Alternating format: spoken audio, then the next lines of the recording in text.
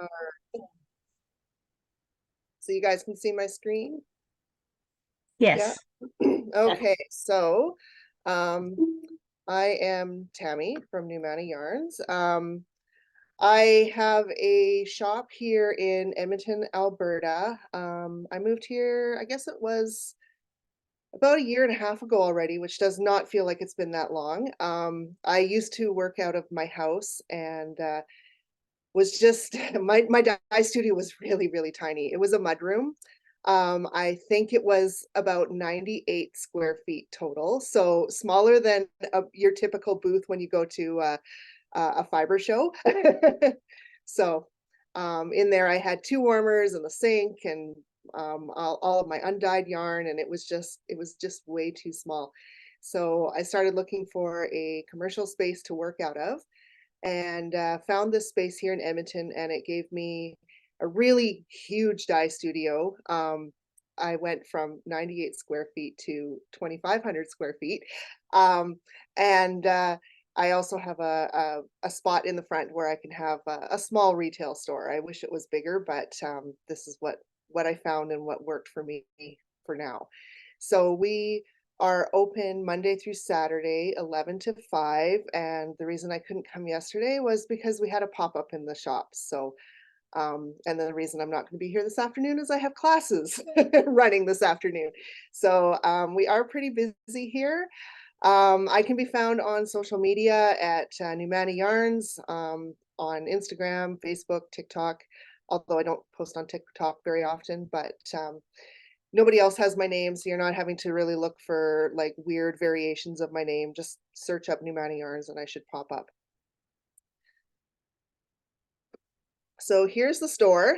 We're actually in the middle of changing everything around a little bit. So I actually updated my pictures from the last time I did a presentation. We have over 2,000 skeins in stock. I now have a separate stock that I keep just for when I attend shows. So there's over 250 active colorways. We have discontinued some now from what we had last time I did this show, which I think was about a year ago. 25 plus different bases. I stopped counting. We have sock weight minis. We have 3 different types of spinning fiber. We now carry Chalgu needles, mostly the interchangeables. We have some furls hooks, which a lot of people are excited to see when they come into the store because they haven't actually seen them in person before. They've just seen them online. So that's really fun for people. We have pom-poms and stitch stoppers and soak wash and a nice little variety of books. So you're pretty much seeing the whole store right there in these 2 pictures. It's not very big.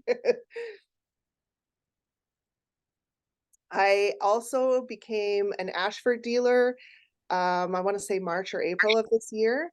So we don't carry any stock of Ashford, but we do have demo units available to try out.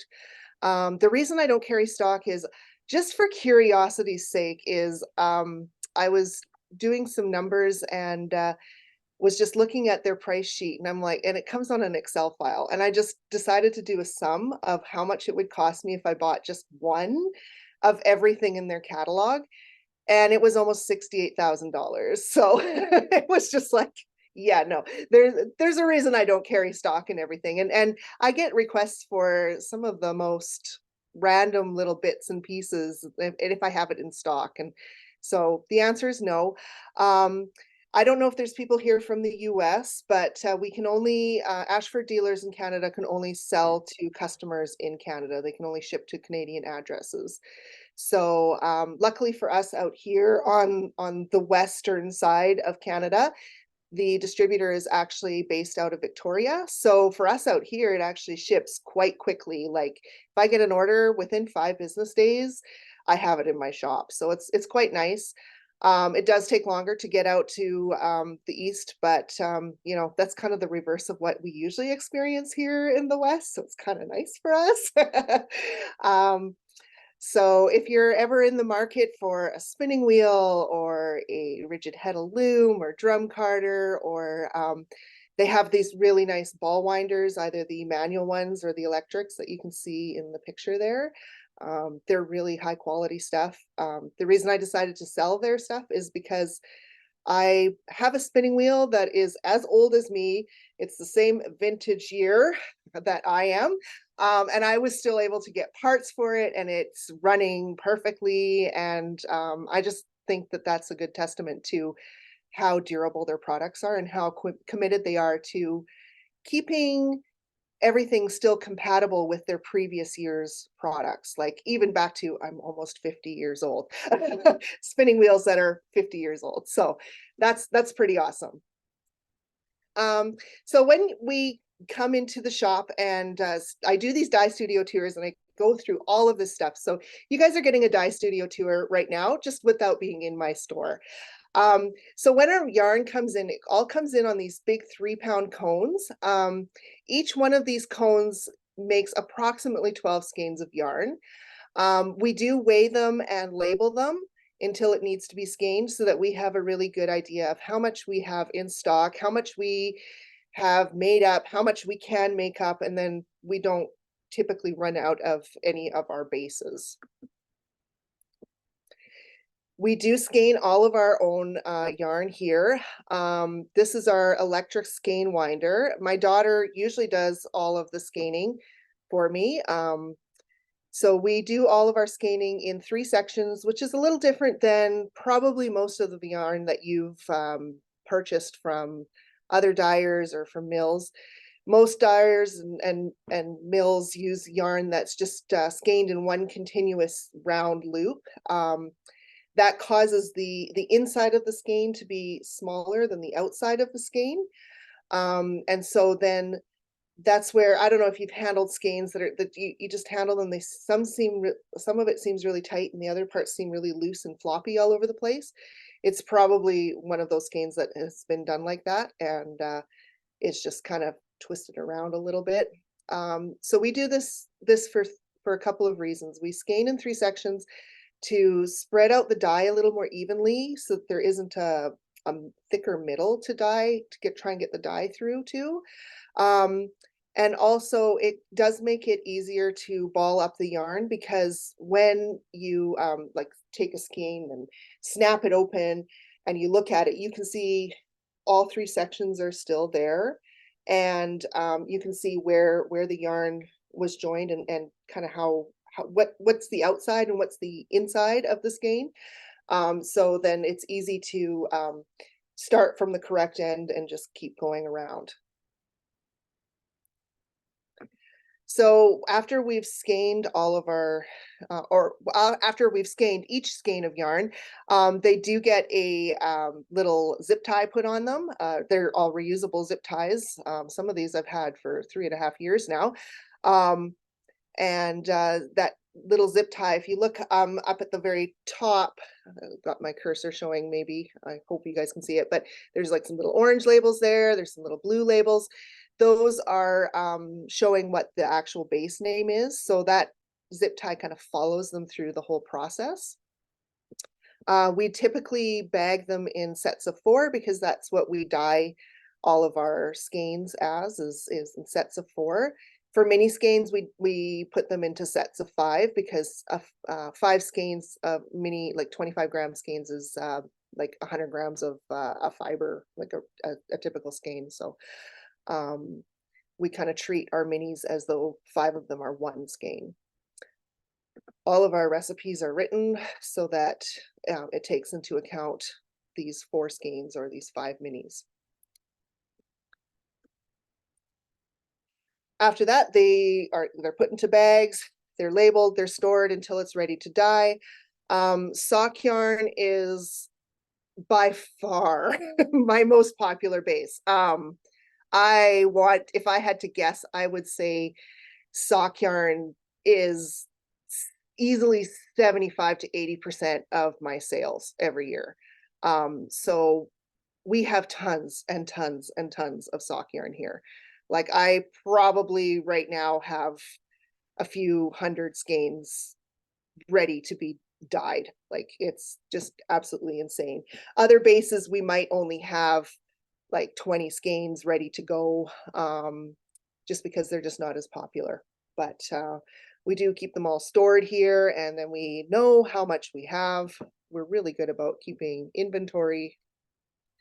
So when it's time to dye the yarn's washed in one of these sinks. It's put into the steam pans. I've got a rack there showing one of my mobile racks that carries up to 12 pans of yarn.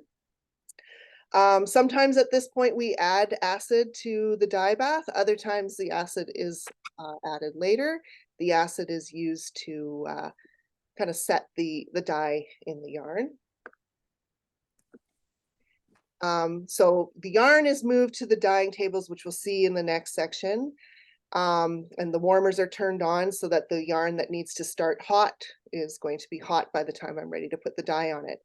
Next step is we have to mix the dye. So I have a separate stainless steel table here that's kind of a little out of the way from everything else. I do use like kind of like a wet cloth. You can see it's like a gray cloth on that table that I put all the dye containers on when I'm working with, because you don't want that dye getting everywhere. It's not something you want to breathe in. So if you have the wet cloth and, you know, if I take a lid off, then I'm putting it with the dye side down so that if any dye falls off, it's falling onto this wet cloth and is being absorbed and not getting into the air. We do have to wear a respirator mask whenever we do any dyeing with and mixing any dyeing with or mixing any dyes into water, because you do not want to breathe that in.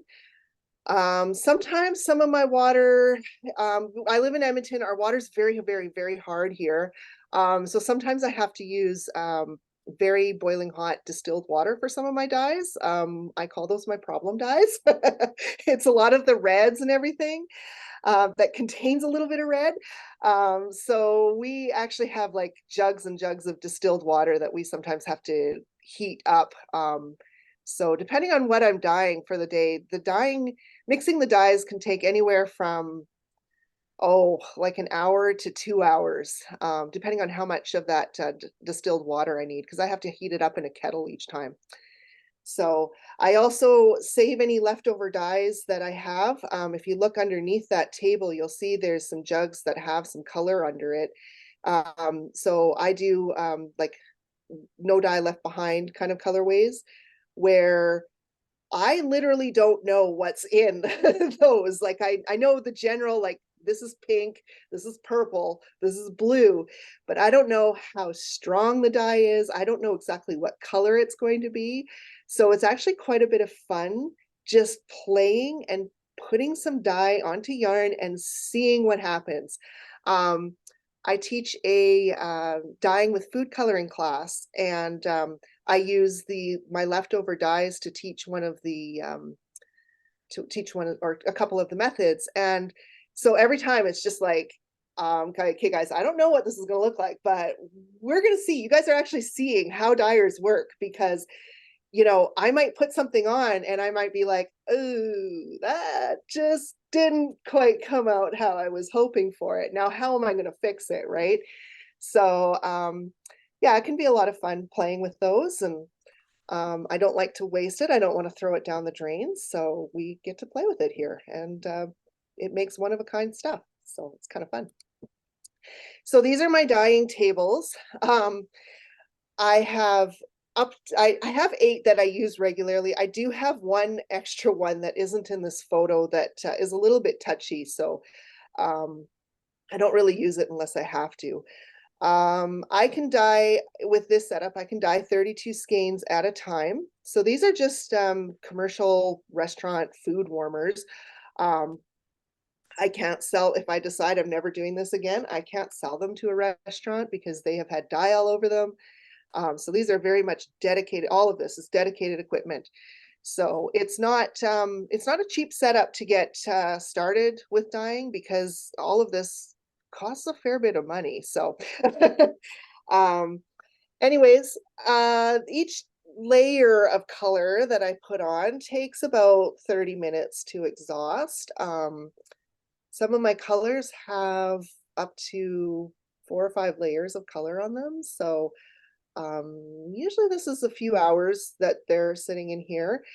If they're getting any speckles put on, that just takes like forever because you're just literally putting the dye on, like little tiny particles of the dye onto the yarn, and you're just letting it sit. It's not even really in water. It's just on damp skeins of yarn. So it can be quite a timely process if it's got a lot of colors on it and it's also speckled. Usually I start dyeing by about 1, 2 o'clock in the afternoon to try and be out of here for 5 o'clock. After they are dyed, then they are washed. I have this wonderful little contraption called a spin dryer that you throw all the skeins into, and it like removes probably 90–95% of the water. And so they just feel damp. Like when you go to hang them up, they're not even dripping.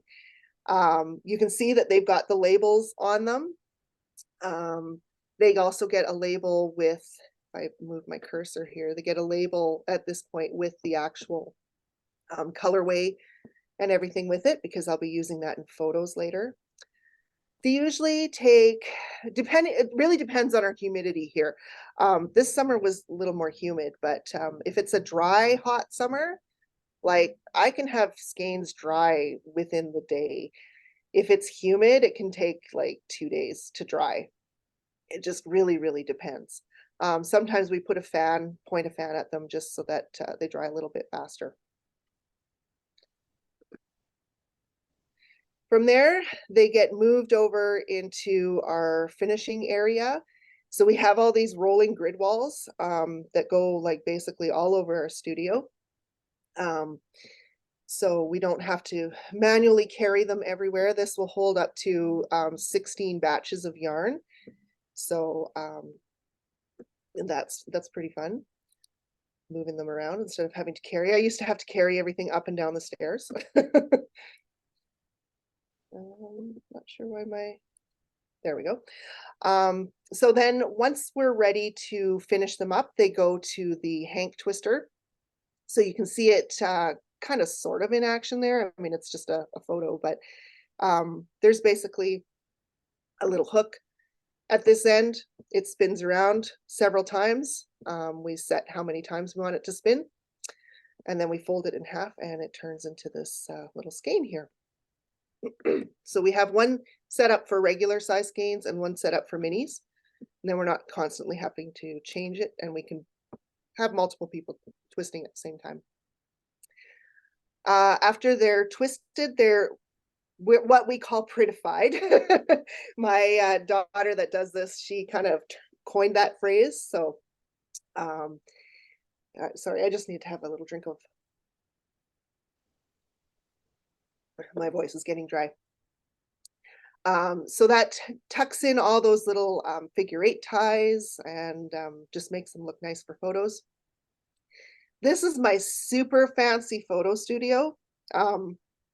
It's not fancy.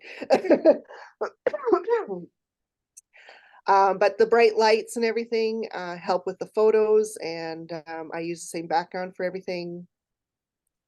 It helps with the color, keeping the color consistent from time to time. From there, they just wait on the racks. They get labeled. When the shop update happens, which is every other Friday, we just had one this weekend, and they go out into the shop.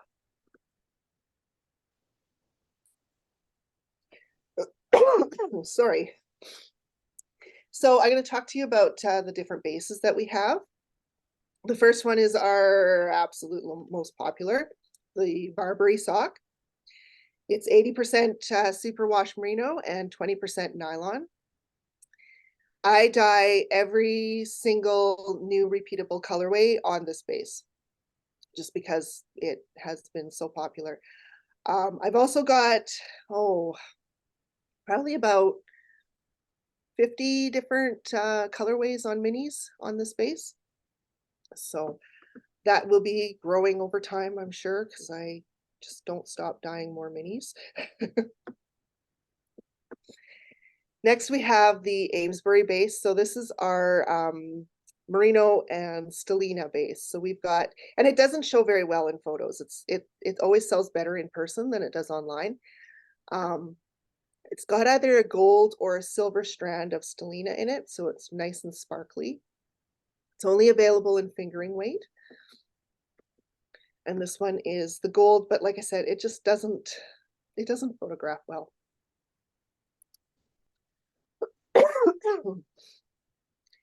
The next one is our Broadmoor base. So this is our super, super soft 17 micron superwash merino. It's available in fingering, sport, and worsted. I do find it dyes a little bit differently than the regular 100% superwash yarns, merino yarns.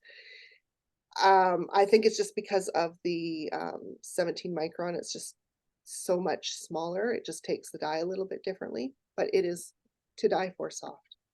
I also have it available in a spinning fiber.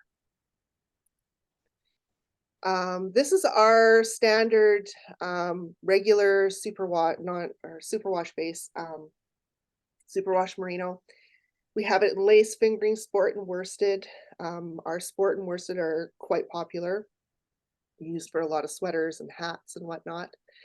So this line in sport and worsted, we are continually expanding. The Georgian base is our merino and silk base, and it's got a really nice shine to it.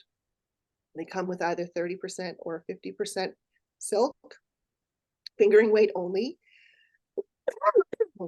I do apologize.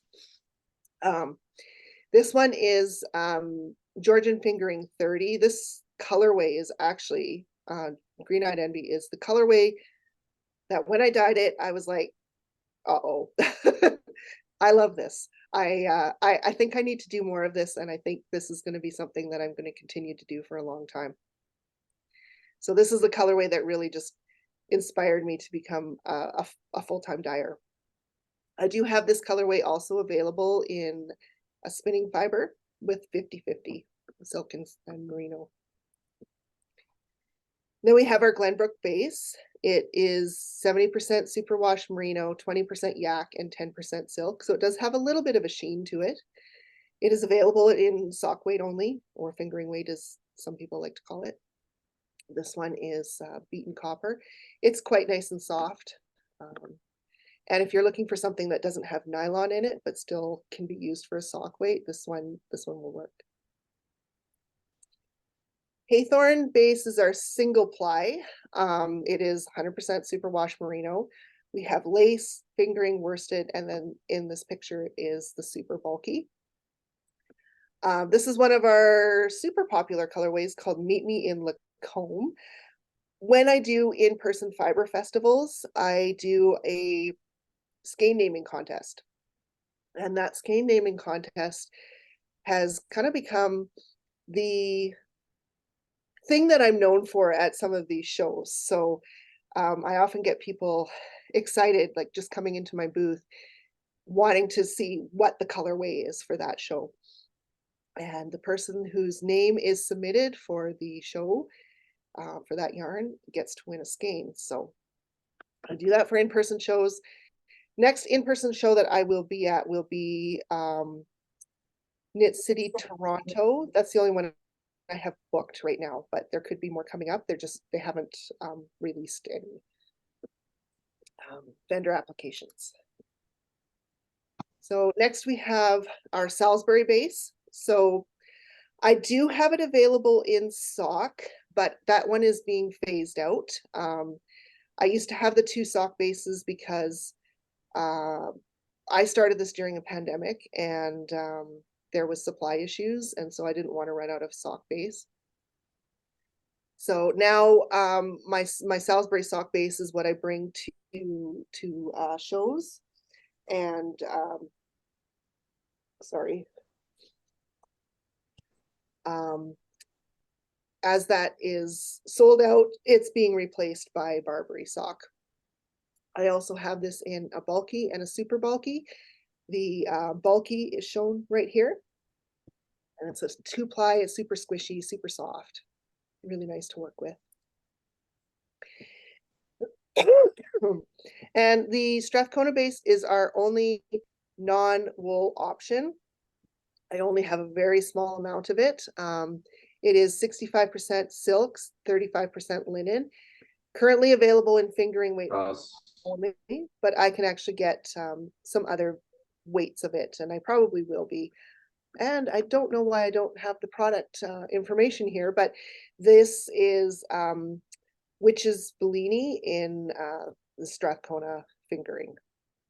And if you've never worked with the silk and linen base before, it is a little different than working with wool because it doesn't have any elasticity whatsoever. The first time I tried working with it, I tried winding it into a ball and like with a ball winder. And it's something that I would actually, from going forward, I would just hand wind it into a ball because it just does not want to stay on the ball winder. It just wants to fall off. So not a good option for things like socks or something like that where you want some negative ease, because it's just not going to have any bounce, stretch, or anything with it. But it is a really nice feeling fabric. Tisbury base is my non-superwash merino. So I do have an 80% extra fine merino and 20% nylon sock base. Super soft to die for. It feels amazing. I also have it in fingering sport and worsted weight. This product here is the fingering weight. It's called Zip My Legs Honey, which the name for that is kind of odd, I know. But it was based on one of my daughters when she was in school for healthcare aid. She was working in a long-term care center, and on her first day that she goes in, she's going into the kind of common area that they have for the residents, and this lady's like looking at her and she's like, come here, honey, come here, honey, zip my legs, honey. And she just thought that was so funny, and so that I was just looking to name a yarn at that time, and so it got that name. So the next one here is Woodbridge base. So I have it with merino, cashmere, and nylon. And the cashmere is either 10% or 20%. So this is a sock yarn. This is another one of the contest colorways that I've had in the past called Papa War Flannel.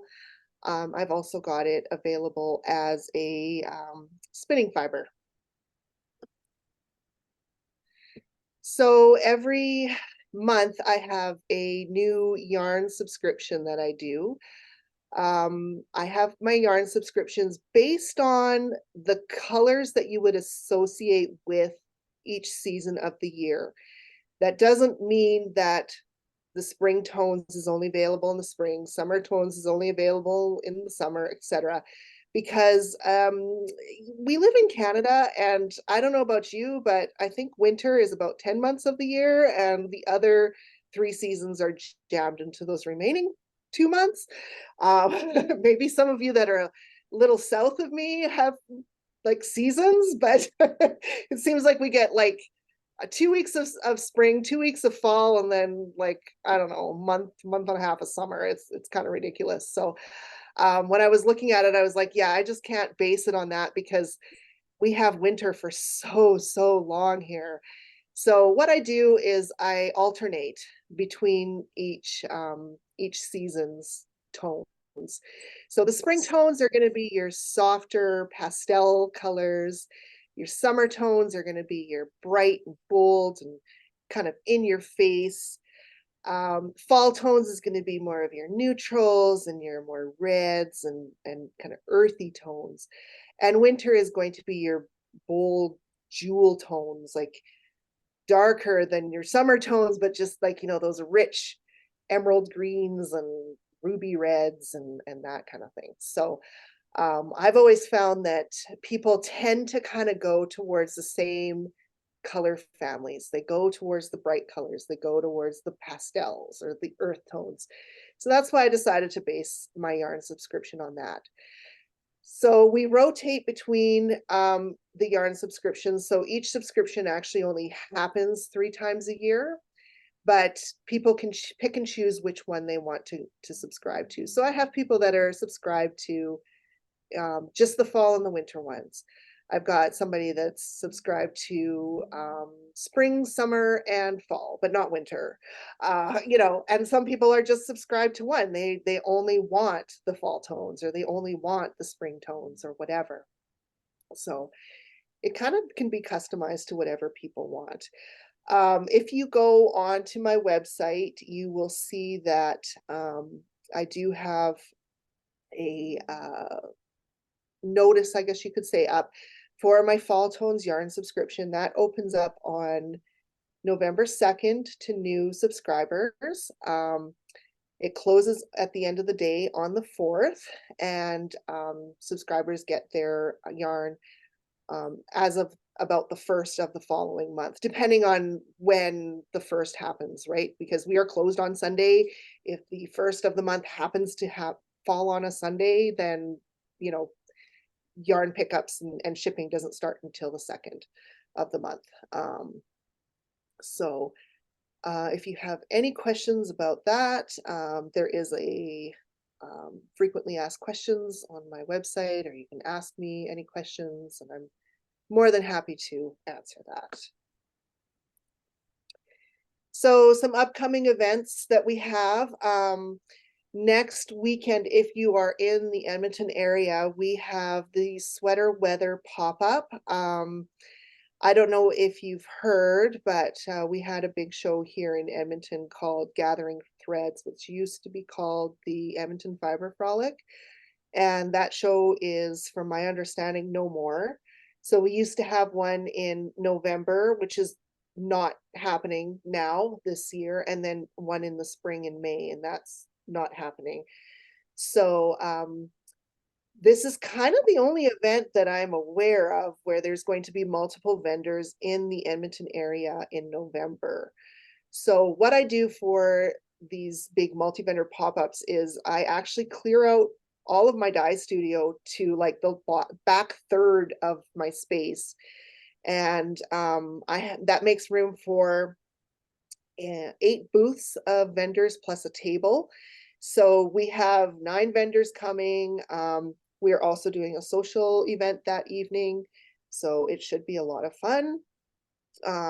If you're in Edmonton in January, my friends over at Ginger Snap, Kim and Colin, will be coming in doing a pop-up in the back. I do these pop-ups with other vendors whenever they want to book them. I just have a classroom slash pop-up vendor space back there, and so then they come and we have lots of fun, and we're hoping to maybe have a weaving class after that. I don't know.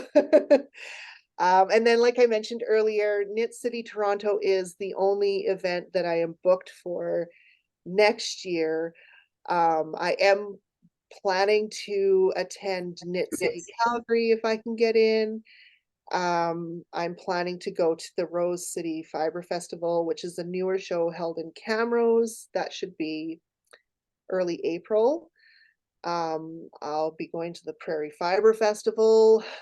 I already talked to the organizer because I needed to find out something about the dates. So that'll be in September in Lacombe. I'm not sure when the Peace Fibre Fair will be, but I've done that for the last couple of years. That's up in Dawson Creek in BC there. So I don't know what dates they're doing that. So hopefully it's not something that's going to conflict with anything in my schedule. I will probably have last year, or this year, I should say, last June, I had a multi-vendor pop-up at the store for Knit in Public Day. That went like really, really well. We had people that showed up at the beginning of the day and they were still out there knitting in public in the parking lot. They set up a tent and everything. Like by 5, they were still there. So we had lots of fun with that day, and we'll probably do something like that again. We just have to get it organized. And yeah, that's all I know about for shows that are coming up. So um, hopefully there'll be more that I get to go to. I think there's a new one next year in Saskatchewan somewhere, but I'm not sure about the details on that. I have a feeling it's in like October next year. So, anyways, I do have a list on my website of all the upcoming events. I've also got on that list, I've got all the classes that we're being are holding in the shop. So we've had spinning classes and crochet classes. That's what I've got going on this afternoon is a beginner crochet class. We've got some knitting classes, like we've got a thrummed knitting workshop coming up this week, and beginner socks in January. We've got amigurumi, which is those little crocheted stuffed animals. That's coming up in a couple of weeks. Dyeing classes, which I teach. All sorts of stuff. Basically, if I can find an instructor and I know that there's some interest in the class, then we fit it in somewhere. So, and that's pretty much my presentation. So I don't know if there's anybody that has any questions or comments or wants to say hi. They've met me somewhere before.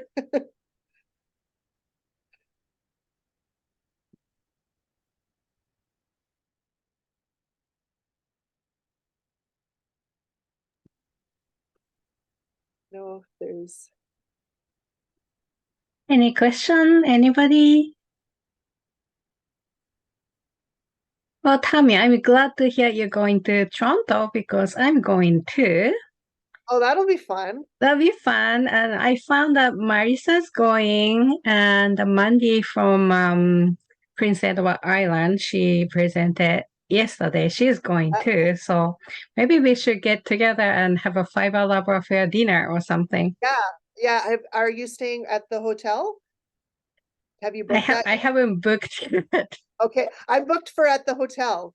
So Okay.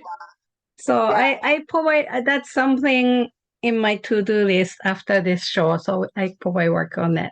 But yeah, I'm planning to. It's just like easier to be at the venue, like closer to yeah. the venue. Yeah. Well, especially because it's like literally at the venue. That's like you can't get easier. Yeah. So Okay. In the comment, Penny says very jealous of the die setup. Yes. I'm jealous of my dye setup. I actually do rent out my space too to other local dyers because having Oh, that's a great idea. I know how much of a struggle it is, especially when you're trying to get a whole bunch of stuff done for shows. And Mm-hmm. I mean, I have the space if people are willing to come in when I'm not dyeing, because I don't dye every single day. Um, a lot of people, I think they think that dyeing is like 80% of the work and everything else is 20% of the work, but I think it's more of the reverse. I think it's Yeah. all the other stuff is what Mm-hmm. takes up most of my time. Like whenever I say, "Oh, I'm busy," and I actually just hired somebody new about a month and a half ago um, to help me with just the admin part. Oh, we're getting really bad echo. I don't know what happened. Yeah, I'm not sure. Not sure what that. Oh, I didn't have any noises coming from here. So, um, anyways, yeah, no, I just hired somebody for just the admin stuff. Like she helps me with figuring out what I need to dye and just all of the organizational stuff, like putting stuff on the website and mm-hmm. organizing the shop updates and getting stuff in the store and helping customers in the store. And yeah, it's pretty crazy. So yeah, like I have the space, but it's great because I can rent it out to other dyers that are local and help them out for when they're getting ready for shows. So Yeah, yeah, I agree. Like dyeing is actually a small part of our job. Usually, yeah, like there's lots of other stuff to do. yeah. But it's Yeah. funny because when I say I'm busy, people go, "Well, you should hire another dyer." I'm like, "That's not what I need help with." No. I can do a whole bunch of other stuff when I'm dyeing because, you know, it takes each layer of color that I put on takes half an hour or so to Mm, set. So I have these little half-hour chunks of time or 20-minute chunks of time where I can actually get a little bit of this or a little bit of that done. So right. I totally get that. Like, yeah, I totally agree. Yeah, Monica also says, what an amazing space you have created. I agree. It yeah, just looks amazing. yeah. And it's really awesome because like I don't have a picture of it because it's like boring. But when you walk out from my shop into the back, that first area that you walk into is the space that I have created for pop-ups and classrooms. And it kind of works as like when we're not having a class or anything, it works as a flexible space for us to do extra work and stuff. So it Hmm. works out really nice because like I'll invite my other anybody. And if there's any other dyers on here that are coming out this way for any reason and want to have a pop-up in my shop, like I always extend that. Um, I just let them set up. It's like 16 by 16 so they can spread out and it's really nice. And it makes a nice space to flow through to from the retail shop into the back. So Hmm. they'll kind of Hmm. separate everything. That's amazing. So Anyways, anybody else wants to say or ask?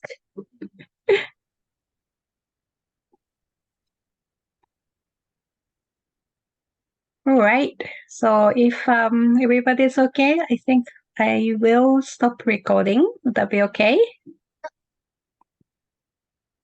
Thank you so much. no I problem. mean, thank you.